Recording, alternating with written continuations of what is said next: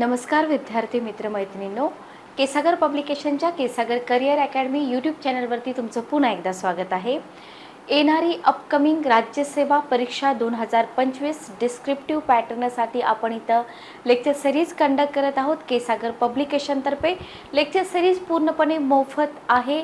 इथं तुम्हाला 2025च्या एक्झामसाठी स्ट्रॅटेजी, बुकलिस्ट, डेमो सेशन्स दिलं जात आहे केसागर पब्लिकेशनतर्फे. ठीक आहे, ओके. तर येणारी जी आपली ही परीक्षा आहे, या परीक्षेसाठी ॲन्सर रायटिंग स्किल असेल, तुमचा सिलेबस असेल, त्याच्यानंतर तुमचे जे डेमो सेशन्स असतील, याच्यामधून तुम्हाला परीक्षेबद्दलची जी भीती आहे ती भीती थोडीशी कमी होईल. आणि होय, मराठीमध्ये संदर्भ उपलब्ध आहेत, तेही अतिशय दर्जेदार संदर्भ उपलब्ध आहेत. म्हणूनच राज्यसेवा परीक्षा देण्याचं जे तुमचं स्वप्न आहे ते नक्कीच पूर्ण होईल केसागर पब्लिकेशनसोबत. ठीक आहे, ओके. तर GS पेपर 1, GS पेपर 2 या दोन सब्जेक्टचे आपण स्ट्रॅटेजी सेशन इथं पाहिलेले आहेत. आजचं आपलं तिसरं सेशन आहे GS पेपर 3चं. GS पेपर 3 हा खूप मोठा रोल प्ले करतो आपल्या या एक्झाममध्ये. थोडंसं म्हणण्यापेक्षा खूप जास्त करंट अफेअर्सचा टच राहतो. त्याच्यामुळं हा सब्जेक्ट जो आहे, हा सब्जेक्ट थोडासा आपल्या मनामध्ये भीती निर्माण करतो. ठीक आहे, okay.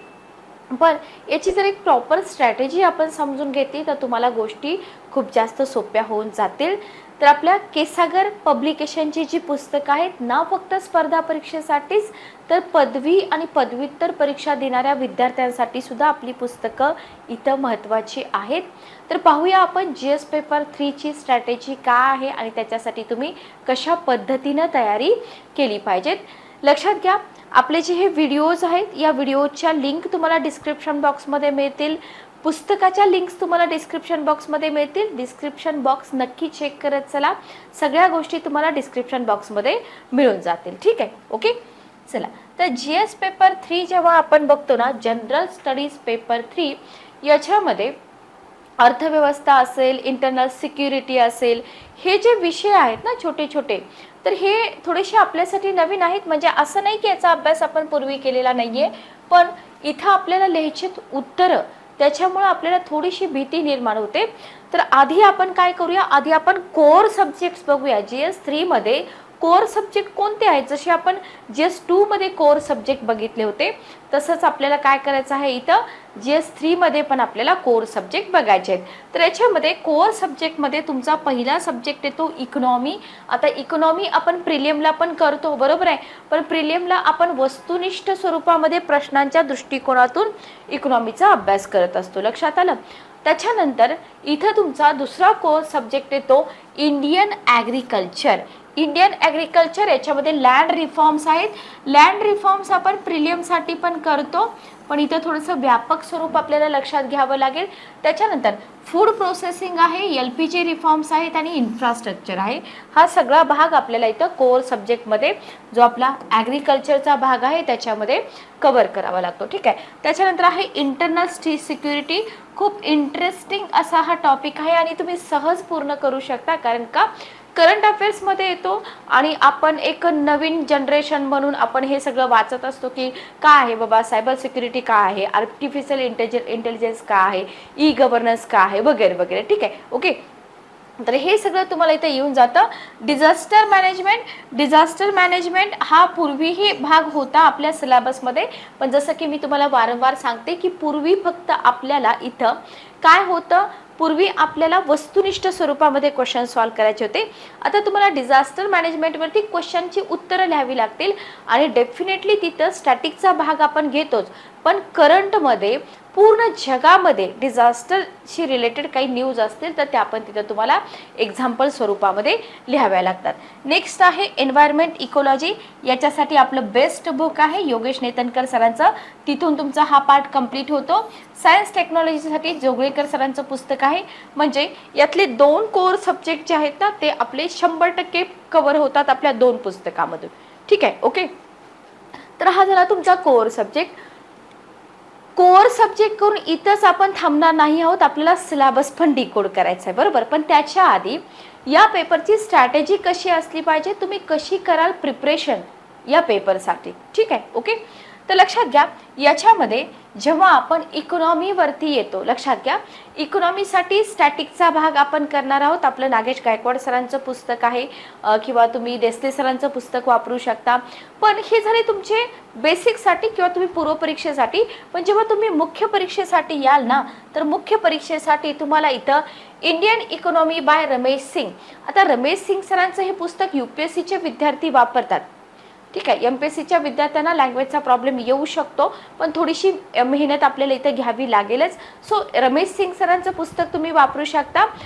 Micro economics, macro economics NCERTची पुस्तकं आहेत किंवा तुम्ही आपल्या स्टेट बोर्डाची जी 11वी 12वीची पुस्तकं आहेत ना, 11वी आणि 12वी, तर ही 11वी 12वीची पुस्तकं तुम्ही आपल्या स्टेट बोर्डाची वाचू शकता बेसिकसाठी. ठीक आहे, ओके, क्लिअर. त्याच्यानंतर बघा, इंडियन इकॉनॉमिक डेव्हलपमेंट NCERTचं पुस्तक आहे. तेवढं तर आपल्याला समजतं बघा हिंदी इंग्लिश, की जेवढं आपण बेसिक वाचू शकतो NCERT, बरोबर. ठीक आहे. आणि जर तुम्हाला नसेल पॉसिबल तर तुम्ही काय करा, आपली स्टेट बोर्डाची 11वी 12वीची पुस्तकं वाचा. ठीक आहे, ओके, क्लिअर. त्याच्यानंतर इकॉनॉमिक सर्वे आहे. आता याच्यामध्ये बघा, प्रिलियम प्रिस्पेक्टिव्हनं तुम्हाला काय करायचं आहे, सिलेक्टिव्ह रीडिंग करायचं आहे. इकॉनॉमिक सर्वे असेल, बजेट असेल, याच्यावरती आपल्या पब्लिकेशनची जे करंट अफेअर्सचे पुस्तक आहेत ना, त्याच्यामधून पण बराचसा भाग तुमचा कव्हर होतो. स्मॉलेस्ट जनरल नॉलेज असेल किंवा तुमच्या बजेटशी रिलेटेड एखादं छोटंसं बुक आलं असेल तर त्याच्यामधून तो भाग कव्हर होतो. ठीक आहे, ओके. बजेटसाठी तुम्ही अजून काय करू शकता, एखाद्या बेस्ट कोचिंग मटेरियल वापरू शकता, कंपायलेशन जे असेल ते, किंवा तुम्ही स्वतः पण जे बजेट PIB वरती वगैरे मिळतं त्याच्यामधून तुम्ही बुलेट पॉईंट्स काढू शकता. ठीक आहे, ओके. सगळ्यात महत्त्वाचं म्हणजे इथं तुम्हाला नीती आयोगाचा 3 इयर ॲक्शन प्लॅनचा जो रिपोर्ट आहे, तर पॉलिसीसाठी हा एक महत्त्वाचा समजला जातो. हा रिपोर्ट प्रत्येक विद्यार्थ्याला करायचाच आहे. भले UPSCसाठी हा महत्त्वाचा आहे. आपली परीक्षा ॲज इट इज UPSC सारखी जरी नसली तरी सुद्धा ॲन्सर रायटिंगमध्ये आपल्याला थोडंसं काहीतरी वेगळेपणा दाखवण्यासाठी नीती आयोगाचे रिपोर्ट्स म्हणजे गरजेचंच आहे. हा विषयच असा आहे की इथं तुम्हाला नीती आयोगाचा जो ॲक्शन प्लॅन आहे तो ॲक्शन प्लॅन करायचाच आहे.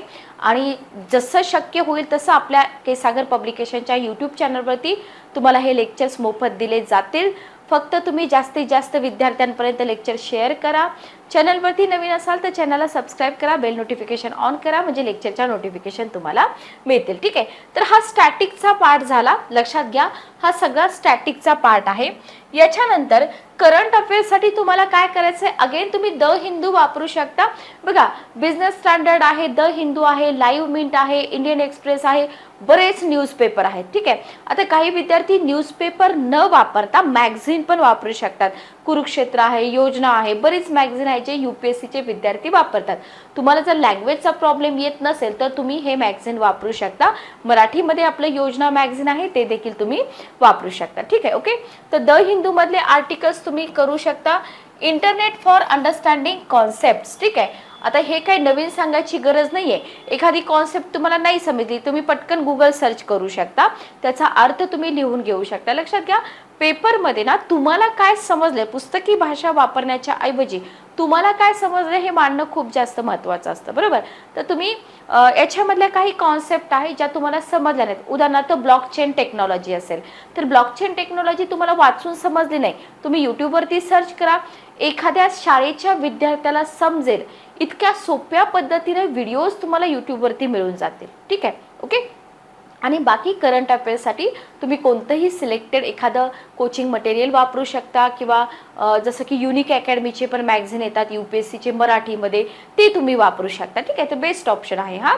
पण स्टॅटिकसाठी आणि करंट अफेअर्ससाठी दोन्हीसाठी तुमचं मटेरियल फिक्स असलं पाहिजे, जेणेकरून तिथं तुम्हाला रिव्हिजन वारंवार करता आली पाहिजे. ठीक आहे, ओके.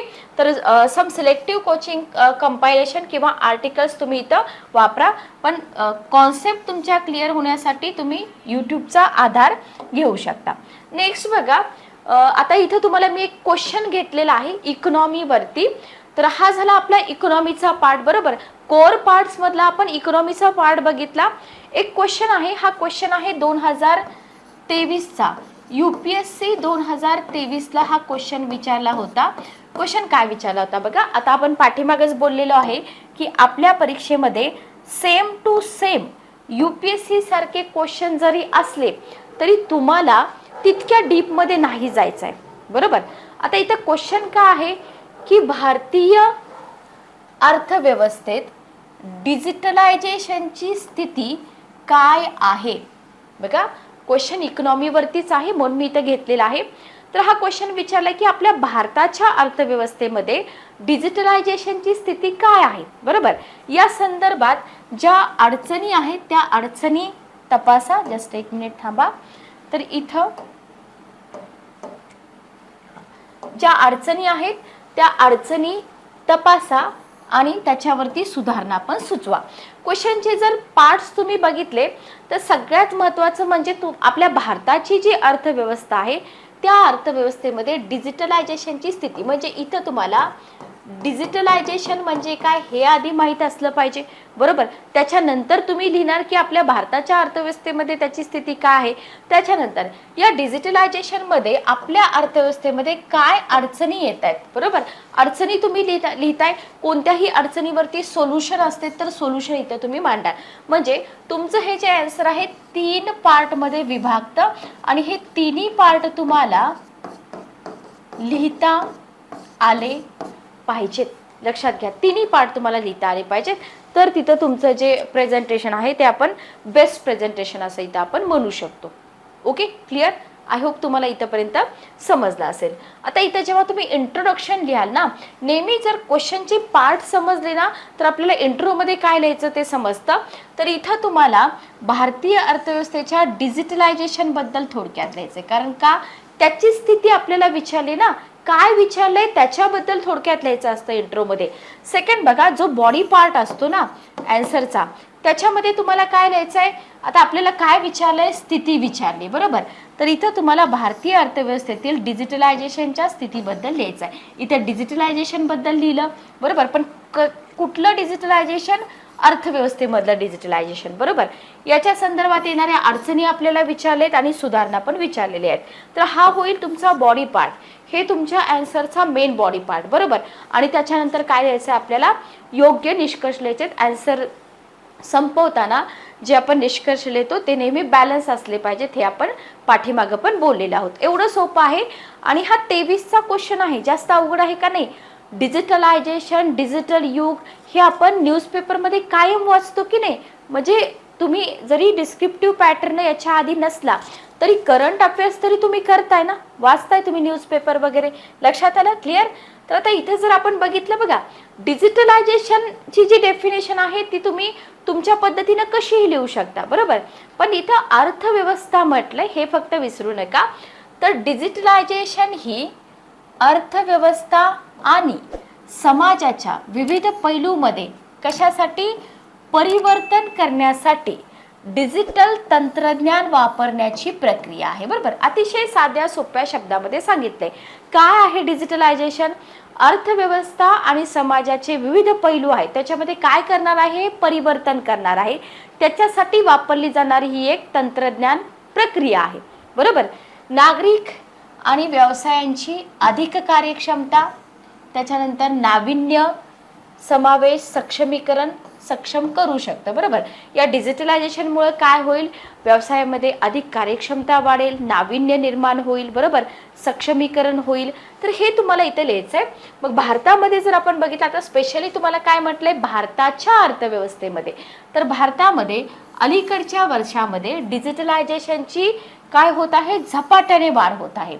ओके, ज्याच्यामध्ये तुम्हाला इंटरनेट सुलभता दिसून येईल, सरकारच्या नेतृत्वाखालील डिजिटल उपक्रम तुम्हाला दिसून येतील ज्याच्यामध्ये भरभराट होत आहे. स्टार्टअप इकोसिस्टीम असेल, डिजिटल ग्राहकांचा मोठा आणि वाढता आधार असेल. तर या घटकांमुळे काय होतं, इथं आपल्याला प्रेरणा मिळालेली दिसून येते. तर थोडक्यात काय, इथं आपण डिजिटलायझेशन म्हणजे काय तेही लिहिलं आणि आपल्या अर्थव्यवस्थेमध्ये याची वाढ कशी होते तेही आपण इथं मेन्शन केलं, बरोबर. ओके, लक्षात आलं, क्लिअर.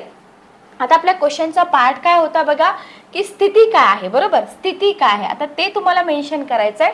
भारतीय अर्थव्यवस्थेमध्ये जिथं आपण बॉडी म्हणतो, आन्सरचा मेन पार्ट येतो, तर इथं स्थिती स्पेशली आपल्याला मेन्शन करायची, काय स्थिती आहे.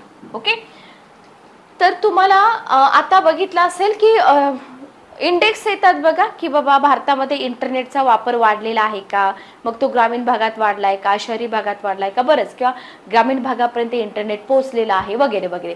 तर इथं डिजिटलायझेशनची स्थिती काय आहे की इंटरनेटचा प्रवेश खूप मोठ्या प्रमाणात आहे, ई गव्हर्नन्स आहे, ई कॉमर्स आहे, स्टार्टअप इकोसिस्टीम आहे, अजून बरेच मुद्दे आहेत, तुम्ही एवढे मुद्दे लिहू शकता. तर इंटरनेटचा प्रवेश म्हणजे बघा इथं भारतामध्ये आता ही अशी आकडेवारी तुम्हाला लिहावी लागते, 759 दशलक्ष इंटरनेट वापरकर्त्यांसह इंटरनेटच्या वापरामध्ये लक्षणीय वाढ झालेली आहे. बरोबर, याच्यामुळे काय झाले, लोकसंख्येचा जो खूप मोठा भाग आहे त्याच्यासाठी डिजिटल प्रवेश जो आहे, डिजिटल ही जी प्रक्रिया आहे याच्यामध्ये जो प्रवेश आहे तो सुलभ झालाय.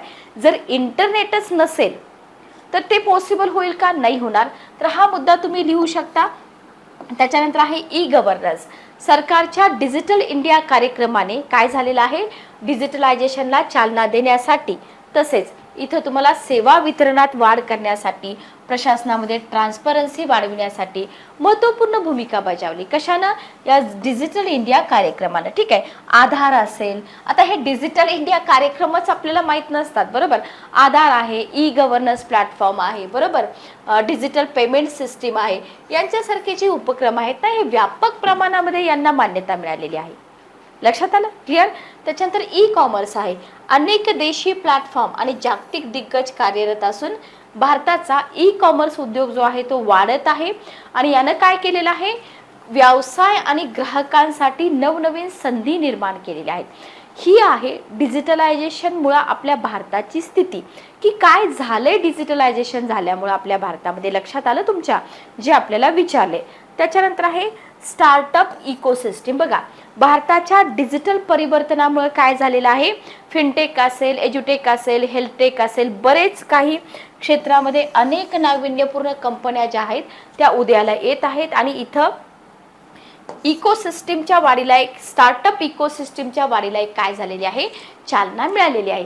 आता सांगा, हे सगळं आपण कुठं ना कुठं न्यूजमध्ये वाचलेलं असतं. बरोबर, ते फक्त आन्सरमध्ये व्यवस्थित मांडायचं आहे आपल्याला. फक्त आधी कसं होतं, आधी तुम्हाला वस्तुनिष्ठ फॅक्च्युअल डाटा तुम्ही लक्षात ठेवत होतात. बरोबर, असं नाही की कॉन्सेप्च्युअल ठेवत नव्हतात, कॉन्सेप्च्युअलवरती पण क्वेश्चन येत होते, पण हे सगळं लिहायचं आहे आपल्याला. लक्षात आलं, क्लिअर. तर हा झाला बॉडी पार्ट. बॉडी पार्टमध्ये अजून आपल्याला काय विचारलंय की हा बाबा ठीक आहे, हे भारतामध्ये डिजिटलायझेशनची स्थिती आहे, पण त्याला काही समस्या फेस कराव्या लागत आहेत का, कराव्या लागतात. बघा, कोणत्या समस्या आहेत. पहिली समस्या आहे डिजिटल डिवाइड, म्हणजे बघा सुधारणा आहे, डिजिटल पायाभूत सुविधा, इंटरनेटचा प्रवेश आहे आपण म्हणतो, पण ग्रामीण भाग शहरी केंद्रापेक्षा माग आहे. बरोबर, म्हणजे जे डिजिटल विभाजन होतंय ते नाही होत आहे. शहरी भागामध्ये खूप जास्त आहे, ग्रामीण भाग अजूनही माग आहे. त्याच्यामुळे काय होईल, हा भाग त्याच्यामध्ये इन्क्लूड नाही होणार, सर्वसमावेशक वाढ नाही होणार. बरोबर, लक्षात आलं. तर फक्त 50% लोकसंख्येकडे इंटरनेट सबस्क्रिप्शन आहे. लक्षात घ्या, अजून सुद्धा फक्त 50% लोकच इंटरनेट वापरतात, की लोकसंख्येच्या मोठ्या भागाला अजून पण डिजिटल अर्थव्यवस्थेमध्ये प्रवेश करता आला नाही. रिझन काय आहे, डिजिटल डिवाइड. बरोबर, सायबर सुरक्षा चिंता आहे. बघा, जसं जसं डिजिटलायझेशन वाढत जातं तसं तसं काय होतात, सायबर सुरक्षेचे धोके पण वाढत जातात. बरोबर, मग भारतानं ही जी डिजिटल पायाभूत सुविधा आहे ना, ही संरक्षित करणं, सुरक्षित करणं, सायबर हल्ल्यापासून रोखणं, हे पण भारतापुढं खूप मोठं आव्हान आहे. ओके, बरोबर. त्याच्यानंतर गोपनीयतेच्या समस्या आहेत. डेटा गोपनीयता आणि संरक्षणासंबंधीच्या ज्या चिंता आहेत त्याला महत्त्व प्राप्त झालेलं आहे. भारताला नागरिकांच्या गोपनीयतेच्या अधिकाराचे संरक्षण सुनिश्चित करण्यासाठी काय करावं लागेल, डेटा संरक्षण कायदे करावे लागतील, यंत्रणा राबवाव्या लागतील, हे इथं आवश्यक आहे. पण हा इथं आपल्याकडे होत नाहीये हे. ठीक आहे, ओके, क्लिअर. पायाभूत सुविधा आव्हाने. बघा, खराब डिजिटल पायाभूत सुविधा आहेत, याच्यामध्ये इंटरनेटचा वेग कमी आहे, काही भागामध्ये विसंगत कनेक्टिव्हिटी आहे. तर हे काय करतात, डिजिटलायझेशनला बाधा निर्माण करतात. बरोबर, तितका स्पीड फास्ट नाहीये, शहरी भागामध्ये आहे, ग्रामीण भागामध्ये नसतो. Okay, clear. तर हे तुम्ही आव्हानं लिहू शकता. त्याच्यानंतर ब्रॉडबँड असेल, वायफाय असेल, ऑप्टिकल फायबर असेल, 4G नेटवर्क असेल, हे पण मर्यादित आहे. विशेषतः ग्रामीण भागामध्ये याचा आपल्याला अभाव आढळतो, बरोबर. आणि इथं काय झालेलं आहे, नियामक आणि धोरणाला पण आव्हाने आहेत. कालबाह्य झालेले कायदे आहेत, IT, दूरसंचार, ई-कॉमर्स, सायबर सुरक्षा आणि ग्राहक संरक्षण. याच्यामध्ये या क्षेत्रातील जे नियम आहेत याच्यामुळे काय झालेलं आहे, भारतातील डिजिटल लँडस्केप नियामक समस्यांशी झुंजत आहे. त्याच्यामुळे भागधारकांना इथे काय होते, अनिश्चितता येते. लक्षात आलं. तर याच्यामध्ये सुधारणा करणं गरजेचं आहे. मग आता आपण स्थिती बघितली, समस्या बघितल्या, याच्यावरती सूचना काय असतील, सुधारणा कशी करायची बघा. तर डिजिटल समावेशन करा. जसं आपण बोललो की शहरी भागामध्ये प्रवेश आहे पण ग्रामीण भाग याच्यापासून वंचित आहे. तर डिजिटल विभागणी कमी करण्यासाठी दूरस्थ आणि ग्रामीण भागामध्ये सुविधा द्या, कनेक्टिव्हिटीचा विस्तार करा, बरोबर. भारत नेट सारख्या सरकारी योजनांना गती द्या. आता इथं भारत नेटचा उल्लेख आहे ना, हा उल्लेख तुमच्या उत्तरामध्ये आला पाहिजे, तरच तुम्हाला इथं एक्स्ट्रा मार्क पे होतील, लक्षात घ्या, बरोबर. त्याच्यानंतर डिजिटल साक्षरता कार्यक्रम, असे बुलेट पॉईंट्स तुम्ही लिहू शकता. तर सरकारी उपक्रमाद्वारे आणि NGO, खाजगी क्षेत्रातील संस्थांच्या सहकार्याने काय केलं पाहिजे, डिजिटल साक्षरतेचा इथं प्रचार केला पाहिजे. ओके. ज्याच्यामध्ये प्रशिक्षण कार्यक्रम असतील, जनजागृती मोहिमेंचा समावेश असू शकतो. बघा, ज्या समस्या आहेत त्याच समस्येला धरून आपल्याला इथं सुधारणा द्यायची. जसं की डेटा संरक्षण आणि गोपनीयतेची समस्या आहे, तर कायदे करा, बरोबर. इथं काय केलं पाहिजे, कायदे करा आणि कायद्यांची अंमलबजावणी केली पाहिजे, जेणेकरून इथं गोपनीयतेच्या अधिकारांचा इथं काय होईल, आदर होईल, बरोबर. आता इथं बघा, हे तुम्हाला करंट अफेअरचा मुद्दा लिहावा लागेल की वैयक्तिक डेटा संरक्षण कायदा 2023 पास झालाय पण लागू झालेला नाहीये. ओके, हे तुम्ही इथं लिहू शकता. आणि सायबर सुरक्षा उपाय, जो इथं सार्वजनिक खाजगी भागीदारी, प्रगत तंत्रज्ञानातील गुंतवणूक, सक्रिय धोका शोधणे, प्रतिसाद प्रणाली, इथं काय होईल, याच्यामुळे सायबर सुरक्षा उपायांना बळकटी येईल. ओके. आणि व्यवसाय करण्याची सुलभता जर आपण म्हटलं तर इथं व्यवसाय सुलभ करण्यासाठी सरकारी प्रक्रिया सुलभ करणं, डिजिटल करणं, याच्यामुळे काय होईल, अधिक गुंतवणूक आकर्षित होईल आणि परिणामी आर्थिक विकासाला चालना मिळेल. कारण क्वेश्चन आपला कशाशी संबंधित आहे, भारताच्या अर्थव्यवस्थेमध्ये डिजिटलायझेशनची प्रक्रिया, स्थिती, धोके आणि उपाय याच्यावरती क्वेश्चन आहे, लक्षात आलं. त्याच्यानंतर डिजिटल पेमेंट्स असतात, त्याला तुम्ही प्रोत्साहन द्या. याच्यामुळे काय होईल, रोख व्यवहार कमी होतील, पारदर्शकता येईल. आर्थिक समावेशन वाढवण्यासाठी डिजिटल पेमेंट प्रणालीचा अवलंब केला पाहिजे, बरोबर. संशोधन आणि विकास, बघा इथं काय केलं पाहिजे, बुद्धिमत्ता, कृत्रिम बुद्धिमत्ता, ब्लॉकचेन, 5G याच्यासारखे जे उद्योन्मुख टेक्नॉलॉजी आहे, याच्यामध्ये आपल्या भारतानं, सरकारनं संशोधन आणि विकासामध्ये गुंतवणूक केली पाहिजे, जेणेकरून काय होईल, आपल्या भारतामध्ये डिजिटलायझेशनची स्थिती आहे ती सुधारेल. ठीक आहे. ओके. आणि फायनली तुम्ही निष्कर्ष काय लिहिणार, तर हे खूप महत्त्वाचं आहे. निष्कर्ष तुम्ही काय लिहिणार की भारतीय अर्थव्यवस्थेतील डिजिटलायझेशनच्या स्थितीत लक्षणीय प्रगती, नेहमी पॉझिटिव्ह द्यायचं असतं, बरोबर. स्थिती प्रगती तर आहे, बरोबर, परंतु डिजिटल विभाजन जे तुम्ही प्रॉब्लेम सांगितले ना ते इथं लिहा तुम्ही. आव्हाने पण कायम आहेत, बरोबर. आणि आव्हाने कायम आहेत तर इथं त्याच्यावरती तुम्ही उत्तर, जे उपाय आहेत ते पण तुम्ही लिहा. हे सगळं तुम्ही लिहाल ना, आणि शेवटी लिहा की हे सगळं जर सरकारनं केलं तर याच्यामुळं केवळ आर्थिक विकासाला गती मिळणार नाही, तर डिजिटलायझेशनचे फायदे सगळ्या नागरिकांना मिळतील. काही अवघड आहे का सांगा आन्सर रायटिंग, काहीच अवघड नाही आहे, फक्त तुम्ही व्यवस्थित शिकलं पाहिजे की हे आन्सर रायटिंग आपल्याला कसं करायचं आहे, बरोबर. चला नेक्स्ट बघा, पुढे जाऊया आपण. तर हा एक डेमो क्वेश्चन होता. नेक्स्ट आपला कोर पार्ट आहे रणनीती, बरोबर. आता याची रणनीती कशी असली पाहिजे, तर तुम्हाला आता हे एक डेमो आन्सर मी तुम्हाला दाखवलं, तुमची उत्तरं स्पष्ट करायची आहेत. इकॉनॉमीसाठी आपण बघतोय, बरोबर. इकॉनॉमी कोर पार्ट मधला पहिला पार्ट. तर इथं तुम्ही तुमची उत्तरं स्पष्ट करण्यासाठी आलेख काढा.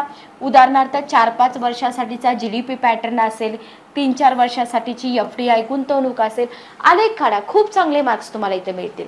त्याच्यानंतर आर्थिक सर्वेक्षणातील आकडे असतील त्याच्यासाठी तुम्ही आलेख काढा, चार्ट काढा, समित्यांची नावं असतील, आर्थिक सुधारणा असतील, निष्कर्ष काढण्यासाठी किंवा वे फॉरवर्डसाठी तुम्ही लिहू शकता.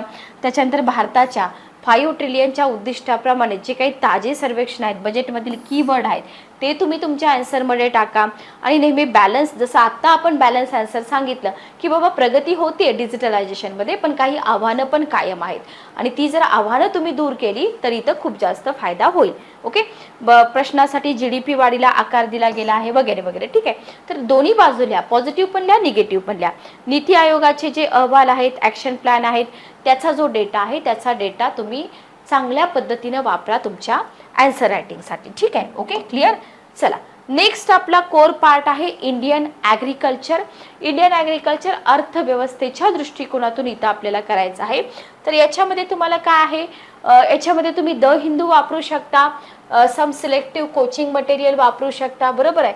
आणि इथं तुम्हाला आपल्या पब्लिकेशनचं कृषी विषयक घटक म्हणून एक पुस्तक मिळतं, तेही तुम्ही वापरू शकता, कृषी विषयक घटक. ठीक आहे. Okay, clear. ह्युमन जिओग्राफी वापरू शकता तुम्ही, NCERTची वापरा, ऑब्लिक आपल्या पब्लिकेशनचं मराठी ट्रान्सलेशन मिळतं माजिद हुसेन सरांचं पुस्तक. ठीक आहे, माजिद हुसेन सरांचं पुस्तक हे तुम्ही वापरू शकता. ॲग्रिकल्चर स्कीमसाठी तुम्ही स्पेशल असं मटेरियल वापरू शकता, एखादं कोचिंग मटेरियल किंवा करंट अफेअर्समधून पण कव्हर होऊन जातात. ठीक आहे. Okay, clear. आता इथं याची रणनीती कशी असली पाहिजे, हा जो कोर सब्जेक्ट आहे ॲग्रिकल्चर, बघा इथं जे क्वेश्चन येतात, इकॉनॉमीचा पार्ट, स्टॅटिक पार्ट पण आहे, करंट पण आहे, पण GS3 मध्ये बहुतेक प्रश्न जे आहेत ना चालू घडामोडींभोवतीच फिरतात, बरोबर. म्हणजे तुम्हाला कंटेंटची कमतरता नाहीये, बरोबर. 250 शब्दाचं उत्तर तुम्हाला लिहायचं आहे तर तुमच्याकडे तेवढं कंटेंट असलं पाहिजे. ओके, लक्षात घ्या. आणि इथं आपल्याला हा जो मोठा समुद्र आहे, खूप सारं कंटेंट आहे, या समुद्रामध्ये तुम्हाला बुडायचं नाहीये की डिजिटलायझेशन खूप कंटेंट आहे माझ्याकडे, सगळंच लिहित बसू नका, जेवढं नेसेसरी आहे तेवढं लिहा, बरोबर. तर ही जी संसाधनं आहे त्याच्यामधून तुम्ही विषयाच्या संक्षिप्त नोट्स बनवा, उत्तरं लिहिण्याचा प्रयत्न करा, कमीत कमी मटेरियल ठेवा, पण जास्तीत जास्त रिव्हिजन करा. ठीक आहे. ओके. आता इथं तुम्हाला फॉर एक्झाम्पल जसं की तुम्ही पाणी व्यवस्थापन आहे तर इथं उल्लेख करा, प्लास्टिक कचरा आहे, केरळचं सुचित्वा मिशनचा तुम्ही उल्लेख करा. तर हे खूप इम्पॉर्टंट आहे. आता नीती आयोगासाठी आपण पूर्णपणे इथं सांगितलंच आहे की तर तुम्हाला नीती आयोगाचे जे पॉईंट्स आहेत, ॲक्शन प्लॅनमधले पॉईंट्स आहेत, ते तुम्हाला आन्सर रायटिंगसाठी लिहायचेच आहेत. ठीक आहे. Okay, clear. भारतातील काही पद्धती, पीक पद्धती स्पष्ट करण्यासाठी तुम्ही इथं काय करू शकता, नकाशे काढू शकता, प्रत्येक स्टेटमध्ये कुठली पीक पद्धती आहे वगैरे वगैरे, बरोबर. आकडेवारी समितीचे अहवाल महत्त्वाचे आहेत, कृती आराखडा महत्त्वाचा आहे, त्याचे तुम्ही इथं पॉईंट्स मेन्शन करू शकता आन्सर रायटिंगमध्ये. त्याच्यानंतर सगळ्यात महत्त्वाचा आणि विद्यार्थ्यांना थोडंसं भीती वाटणारा पार्ट म्हणजे कोर सब्जेक्टमधला म्हणजे इंटरनल सिक्युरिटी, बरोबर. आता इंटरनल सिक्युरिटी हा जो भाग आहे ना, इथं जर तुम्ही बघितला GS पेपर 3 UPSC CSE मेन्सला पण हा पार्ट आहे, बरोबर. तर त्याच्यामध्ये तुम्हाला चॅलेंजेस टू इंटरनल सिक्युरिटी, त्याच्यानंतर टेररिझम आहे, सायबर सिक्युरिटी आहे, मनी लॉन्ड्रिंग आहे, त्याच्यानंतर बॉर्डर सिक्युरिटी आहे. ओके. तर हे सगळं आपल्याला करायचं आहे आपल्या राज्यसेवेसाठी पण. तर याचं टेन्शन घेऊ नका, आधी समजून घ्या की हे काय आहे. आता याच्यासाठी तुम्हाला काय करायचं आहे, याच्यासाठी तुम्हाला internal security by Ashok Kumar IPS यांचं एक पुस्तक आहे, ते तुम्ही वापरू शकता. द हिंदू आहे, त्याच्यातले करंट अफेअर्स वापरा, एखाद्या बेस्ट कोचिंग मटेरियल तुम्ही वापरू शकता, बरोबर.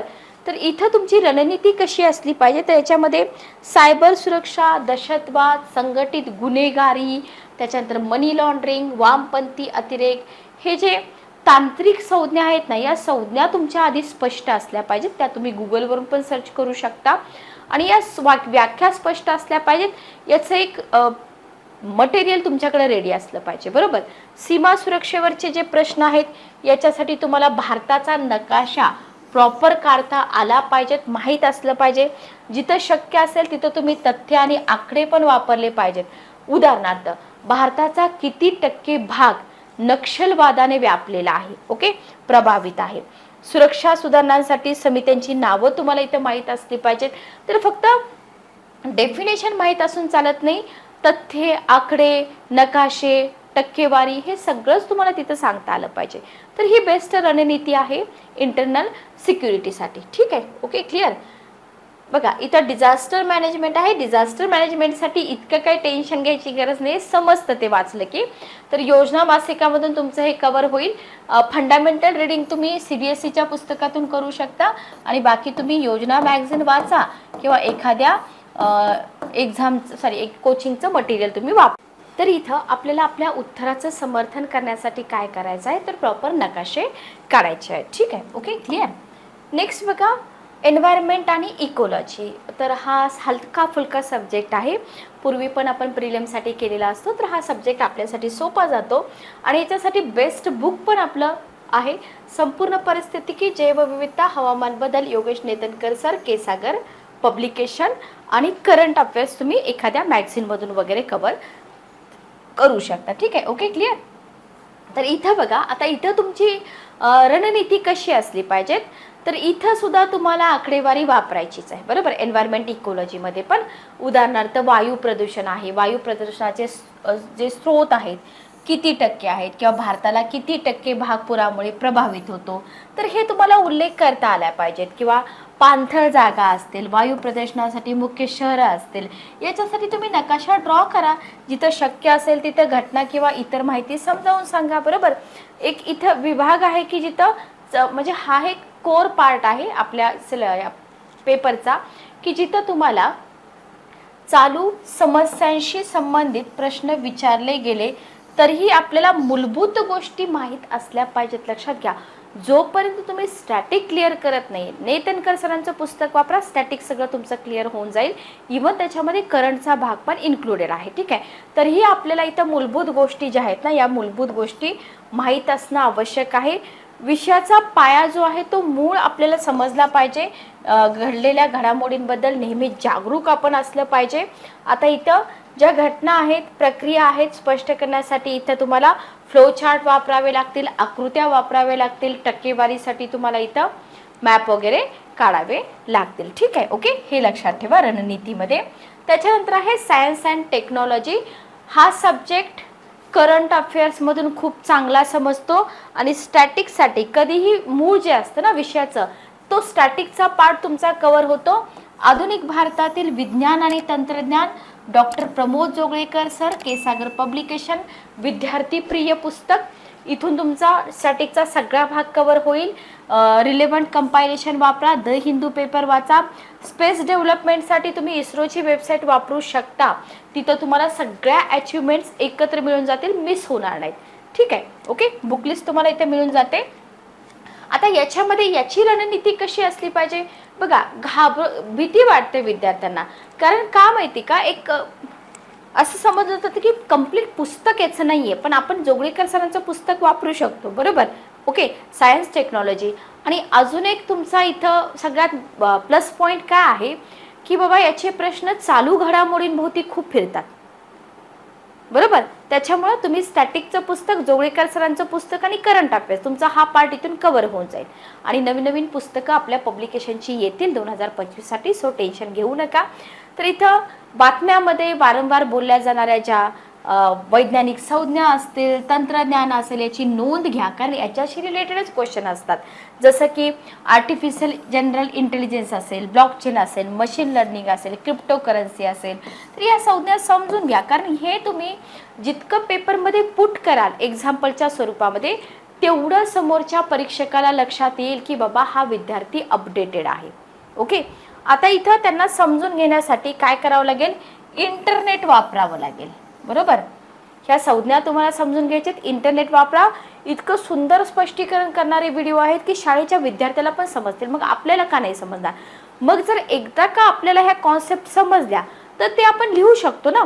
जर समजतच नसेल तर आपण लिहू शकत नाही. लक्षात आलं. तर रणनीतीमधले हे मुद्दे लक्षात ठेवा. देन तुम्हाला इथं PSLV, GSLV, cryo engine, nanotech, nuclear research, बरोबर, अणुभट्टी, युरेनियम संवर्धन, न्यूक्लिअर फिशन, संरक्षण असेल, बायोटेक असेल, तर इथं तुम्ही एखादं सर्वसमावेशक असं कोचिंग मटेरियल वापरू शकता किंवा अगेन तुम्ही करंट अफेअर्ससाठी गुगलचा आधार इथं घेऊ शकता. आणि स्टॅटिकसाठी मात्र आपलं पुस्तक आहेच. ओके, तर लक्षात घ्या, हे कोर सब्जेक्ट आहेत. इवन कोणताही पेपर असू द्या, कोणताही विषय तुम्ही शिकताय किंवा तुम्ही सायन्स टेक्नॉलॉजी शिकताय, तर सायन्स टेक्नॉलॉजीमध्ये इम्पॉर्टन्स काय आहे की तुम्हाला कॉन्सेप्ट समजली पाहिजे, कॉन्सेप्टवरती तुम्ही लक्ष केंद्रित करा, बरोबर. ते बातम्यांमध्ये का आहे त्याच्यावरती तुम्ही लक्ष केंद्रित करा. लक्षात येते. व्यावहारिक अनुप्रयोग, संभाव्य धोके, भविष्यातील फायदे हे सगळं तुम्ही इथे करा. आणि या विभागामध्ये पण लक्षात घ्या, खूप जास्त याच्यामध्ये PhD नका करू. समजली ना कॉन्सेप्ट, बास झालं. न्यूजमध्ये का आहे माहीत झालं, त्याच्यामध्ये जास्त डीपमध्ये जाऊ नका, बरोबर आहे. जितकी तुमच्या एक्झामची नीड आहे ना तेवढंच तुम्ही इथे लक्षात ठेवा. ओके. तर कोर पार्टमधल्या प्रत्येक सब्जेक्टची रणनीती मी इथं तुम्हाला सांगितली. प्रत्येक सब्जेक्टसाठी बुकलिस्ट पण मी इथं सांगितलंय. एक डेमो क्वेश्चन सुद्धा आपण इथं घेतलेला आहे. Okay, clear. चला, आता याच्याही पलीकडं कोर सब्जेक्टला तुम्ही डिकोड करू शकता या सगळ्या टॉपिकमध्ये. ओके. जसं की पहिला तुमचा कोर सब्जेक्ट आहे इकॉनॉमी. इकॉनॉमीमध्ये तुम्हाला आर्थिक विकासामध्ये भारतीय अर्थव्यवस्था, नियोजन, संसाधनांचं एकत्रीकरण, वाढ, विकास, रोजगाराशी संबंधित समस्या अभ्यासायचेत. सर्वसमावेशक वाढ, त्याच्यातून उद्भवणारे मुद्दे तुम्हाला अभ्यासायचेत.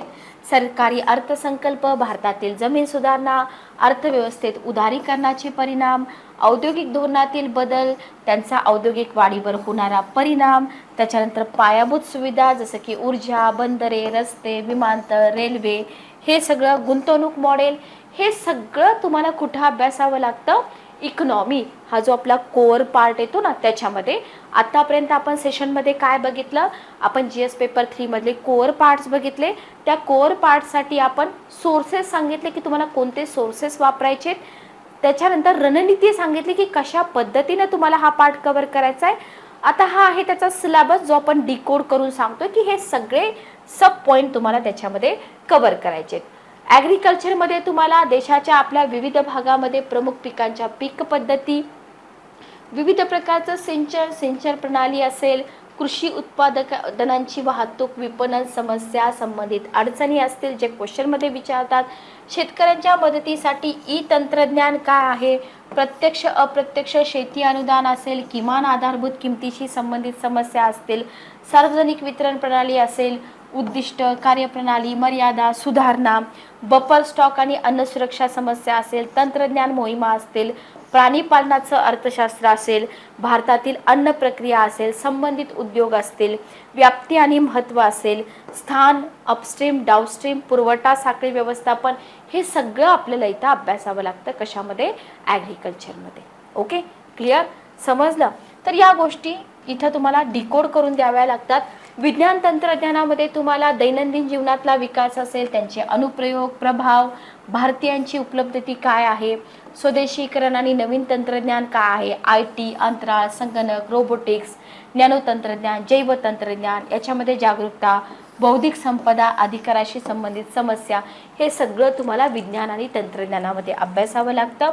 त्याच्यानंतर जैवविविधता, पर्यावरण खूप मोठा भाग आहे. संवर्धन असेल, पर्यावरण प्रदूषण आणि ऱ्हास असेल, पर्यावरणीय प्रभाव आणि मूल्यांकन असेल, आणि आपत्ती व्यवस्थापनामध्ये आपत्ती व्यवस्थापन. ठीक आहे, ओके.